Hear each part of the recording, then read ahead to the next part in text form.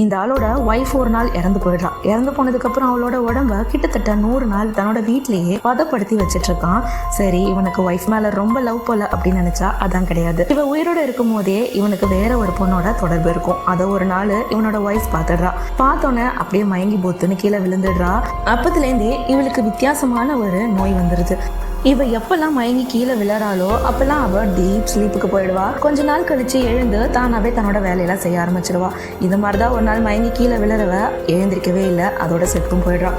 இவன் செத்து போனதுக்கு அப்புறமா இவளோட சொத்து மொத்தமும் இவளோட ஹஸ்பண்ட்க்கு தானே வந்து சேரணும். ரொம்ப ஜாலியா அவனோட சொத்தெல்லாம் வாங்கிக்கலான்னு போகும்போதுதான் பெரிய குண்டை தூக்கி போட்டு வச்சிருக்கா. இவன் செத்ததுக்கு அப்புறமா கிட்டத்தட்ட 100 நாள் தன்னோட உடம்ப வீட்டிலேயே பத்திரமா இவன் வச்சிருக்கணும். அப்படி வச்சிருந்தா மட்டும்தான் இவளோட சொத்து எல்லாமே இவனுக்கு வந்து சேரும். அப்படி இல்லைன்னா அது எல்லாமே அனாதாசிரமத்துக்கு போயிடும். அதனால வேற வழியே இல்லாம அவளோட உடம்ப நைட்ரஜன் கேஸ்லாம் போட்டு அப்படியே பத்திரமா பதப்படுத்தி வீட்டில் வச்சுட்டு இருக்கான். வீட்டில் ஒய்ஃபோட டெட் பாடியை வச்சுக்கிட்டே தன்னோட காதலி கூட ரொமான்ஸ் வேற பண்ணிட்டு இருக்கான். இதை பார்த்து பொறுக்க முடியாத அவனோட பொண்டாட்டி, என்னோட டெட் பாடியை வீட்டில் வச்சுக்கிட்டே நீ ரொமான்ஸ் பண்றியான்னு சொல்லிட்டு 2 பேரையும் கடைசியில் போட்டு தள்ளிடுறா.